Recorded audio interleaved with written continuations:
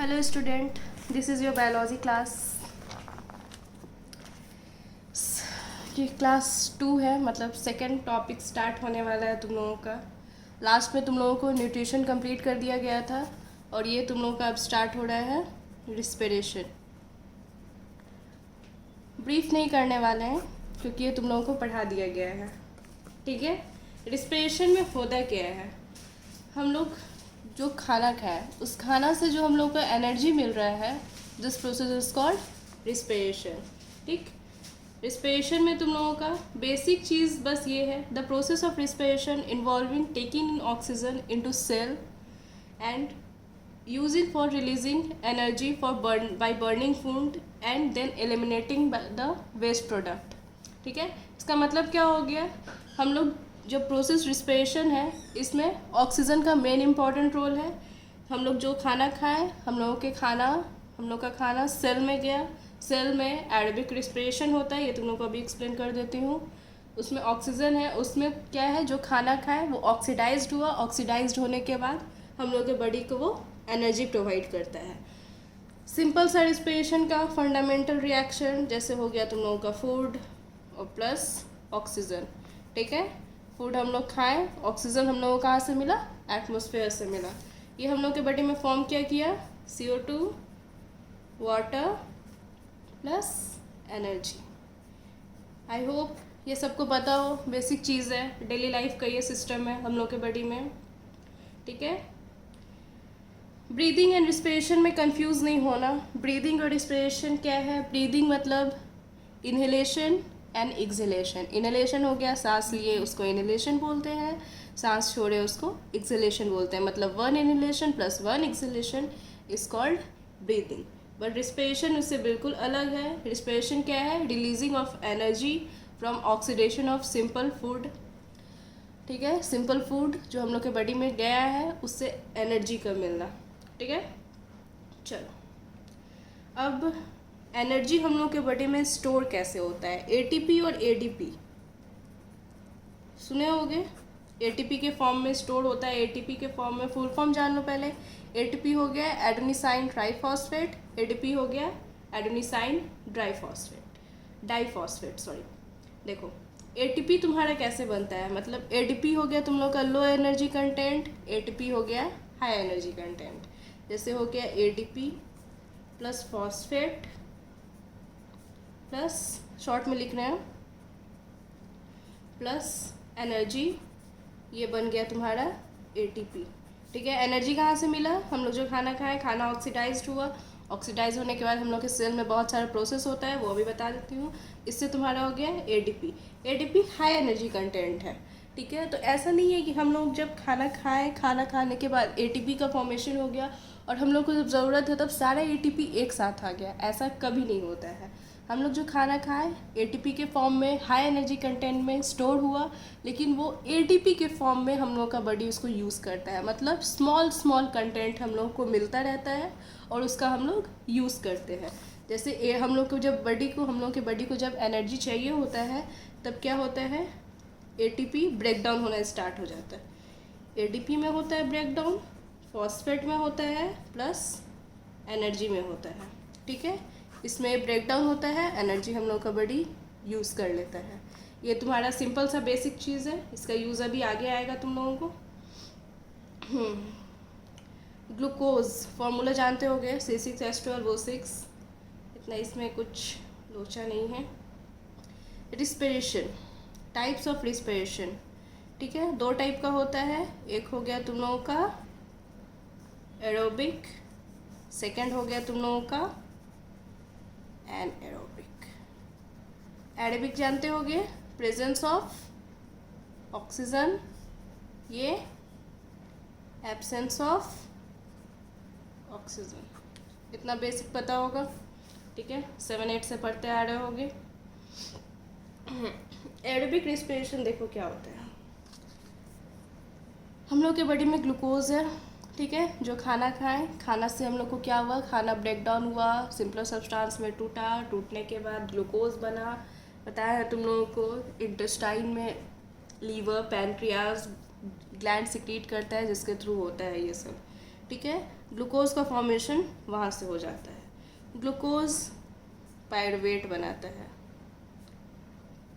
ये तुम लोगों को याद करना होगा, ग्लूकोज को पायरुवेट में बनने का जो प्रोसेस है उसको ग्लाइकोलाइसिस बोलते हैं। ये होता कहाँ है? साइटोप्लाज्म में होता है। ठीक है, पायरुवेट कन्वर्ट करता है 6CO2 plus H2O plus 38 ATP। ठीक है, ये क्या है? ऑक्सीजन की प्रेजेंस में हुआ इस प्रोसेस को, मतलब पायरुवेट से CO2 H2O और ATP बनने का जो प्रोसेस है इसको बोलते हैं क्रेब्स साइकिल। होता कहाँ है? ये माइटोकॉन्ड्रिया में होता है। इसको याद रखना, वेरी वेरी इम्पॉर्टेंट। ठीक है, ये तुम्हारा हो गया एरोबिक रिस्पिरेशन। एरोबिक रिस्पिरेशन कहाँ होता है? एग्जाम्पल हो गया तुम लोगों का human beings, dogs, cat, lions, जो भी हायर एनिमल्स है, मल्टीसेलुलर ऑर्गेनिज्म है, उसमें एरोबिक रिस्पिरेशन होता है। ठीक है, सेकंड तुम्हारा हो गया अब एनएरोबिक। एनएरोबिक मतलब एब्सेंस ऑफ ऑक्सीजन, ऑक्सीजन के एब्सेंस में प्रोसेस होता है। सेम प्रोसेस में स्टार्टिंग में चलता है ग्लूकोज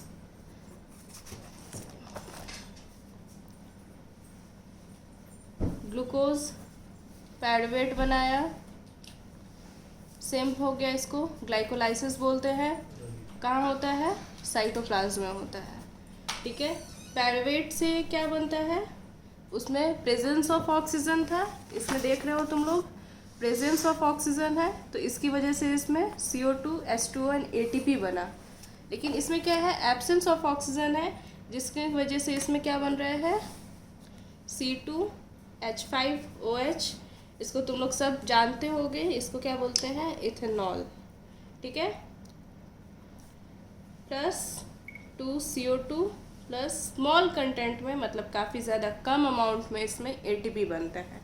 ये तुम्हारा एनएरोबिक में सेम इसमें भी चलता है, ये भी एब्सेंस ऑफ ऑक्सीजन। ठीक है, एब्सेंस ऑफ ऑक्सीजन हो गया। और ये कहाँ होता है? ईस्ट में। एरोबिक रिस्पिरेशन तुम्हारा कहाँ हो रहा था? माइटोकॉन्ड्रिया में। और एनएरोबिक रिस्पिरेशन तुम्हारा कहाँ हो रहा है? ईस्ट में हो रहा है। ठीक है, ये तुम्हारा हो गया ईस्ट में ये प्रोसेस। बट कभी कभी ह्यूमन बींग्स में भी क्या होता है कि हम लोग को काफ़ी ज़्यादा जब हम लोग यूज़ करते हैं एनर्जी का, मतलब काफ़ी हेवी एक्सरसाइज हो गया या फिर बॉडी से मस्कुलर वर्क अगर काफ़ी ज़्यादा हो गया, तो उस टाइम हम लोगों के बॉडी में ऑक्सीजन का अमाउंट कम हो जाता है और हम लोगों के बॉडी के सेल को उस टाइम ऑक्सीजन चाहिए। बट अब ऐसा तो नहीं ना है, काम कर रहे हैं और उसी टाइम हम लोग बैठ के ग्लूकोज का पानी पी लें और हम लोग के बॉडी में तुरंत रिस्पिरेशन हो जाए, तुरंत एनर्जी मिल जाए, ऐसा नहीं हो सकता है। ठीक है, तो इसकी वजह से हम लोगों के बॉडी में कभी कभी क्या होता है, एनएरोबिकली हम लोगों का मसल्स रिस्पायर करना शुरू कर देता है। ठीक है, मतलब एब्सेंस ऑफ ऑक्सीजन, हम लोगों के बॉडी में, हम लोगों के सेल में ऑक्सीजन नहीं है। मतलब बेस्ट एग्जांपल एथलीट्स का ले लेते हैं, वो जो दौड़ता है तो दौड़ते दौड़ते क्या होता है, उसके बॉडी में ऑक्सीजन की कमी हो जाती है। कमी होने के बाद भी उसको क्या है, दौड़ना है, तो लास्ट में वो लोगों को मतलब एनर्जी चाहिए, थोड़ा बहुत ही सही एनर्जी चाहिए। तो हम लोगों का बॉडी कभी कभी क्या होता है, एनएरोबिकली रिस्पायर करने लगता है।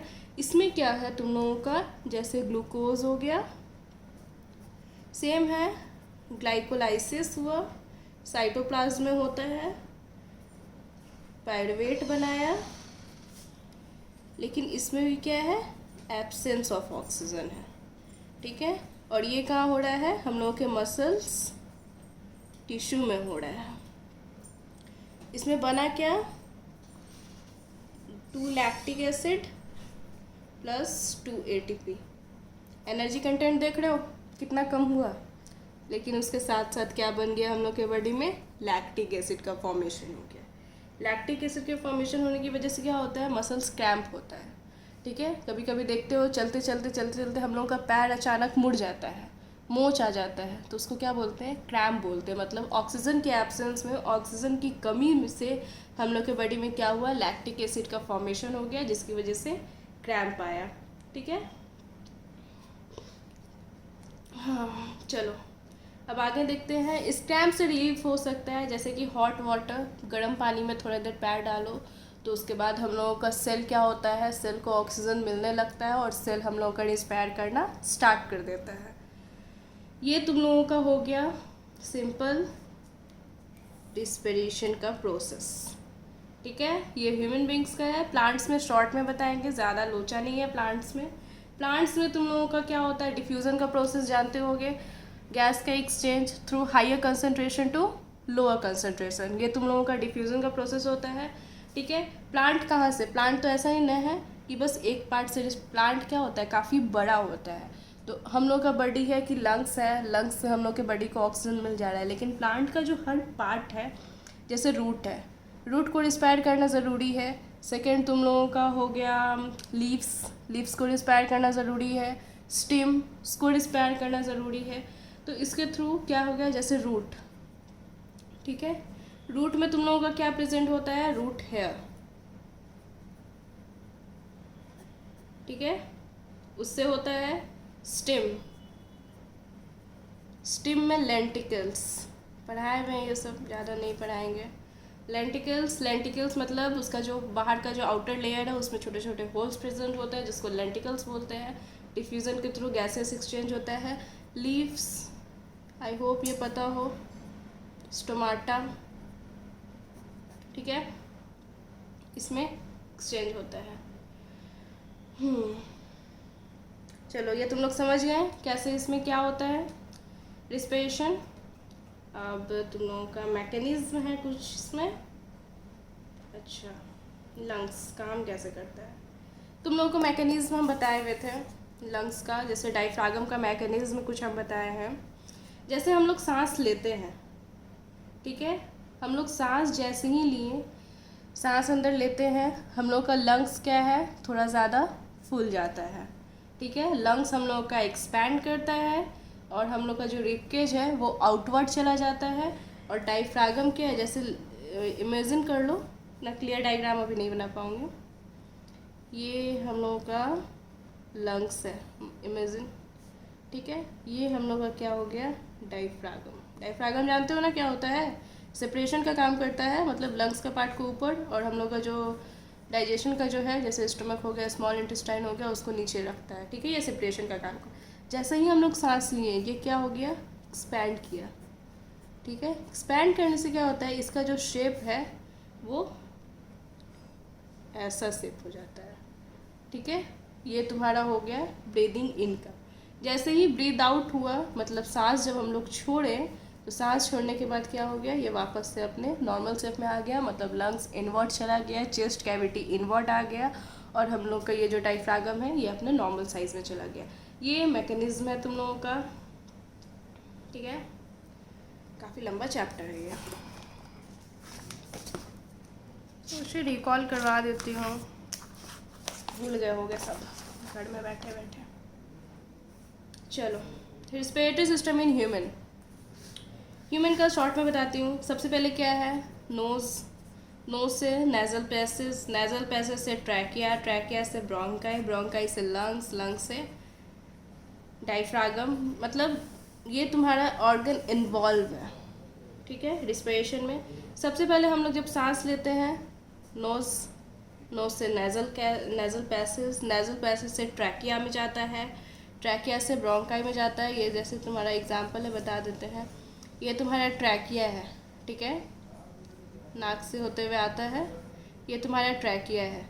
ट्रैकिया क्या है तुम्हारा, 2 पार्ट में डिवाइड हुआ, ठीक है, इसको, ये तुम्हारा ट्रैकिया हो गया, ये तुम्हारा ब्रोंकस हो गया। ठीक है,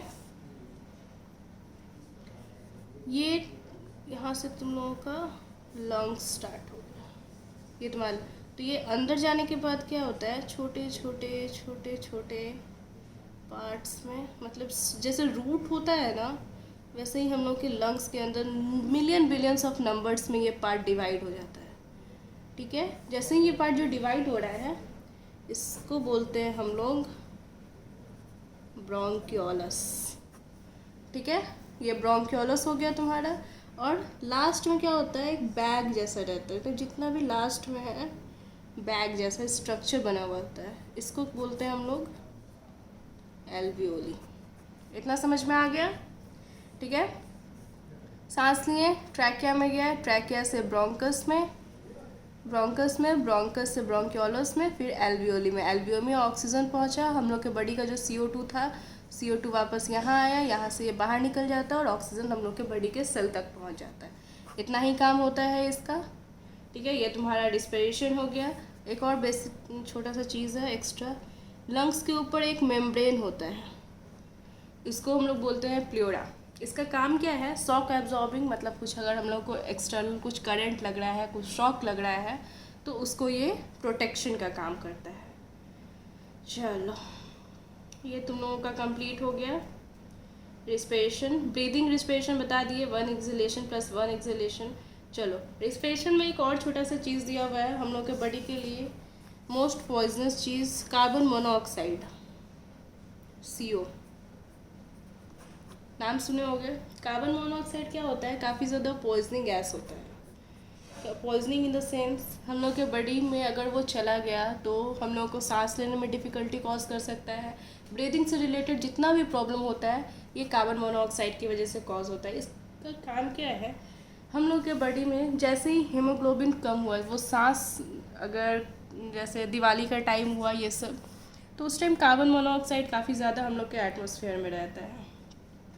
कार्बन मोनोऑक्साइड जैसे ही हम लोग के बॉडी में गया तो हेमोग्लोबिन का काम क्या है, हेमोग्लोबिन ऑक्सीजन को खुद में बांध लेता है, बाइंड कर लेता है, और हम लोग के बॉडी के पूरे सेल तक, हेमोग्लोबिन तो जानते होंगे ब्लड में होता है, ब्लड के साथ वो मिक्स होके हम लोग के पूरे बॉडी तक पहुंचता है। तो कार्बन मोनोऑक्साइड क्या करता है कि खुद को हेमोग्लोबिन में एकदम टाइटली बाइंड कर लेता है और पूरे बॉडी के सेल तक पहुंचना शुरू हो जाता है। और जैसे ही वो हम लोग के सेल तक पहुंचा तो हम लोग को सांस लेने में डिफ़िकल्टी हो सकती है और कुछ प्रॉब्लम भी हो सकते हैं। ठीक है, तो इसके लिए हम लोगों को प्रिपेयर्ड रहना चाहिए।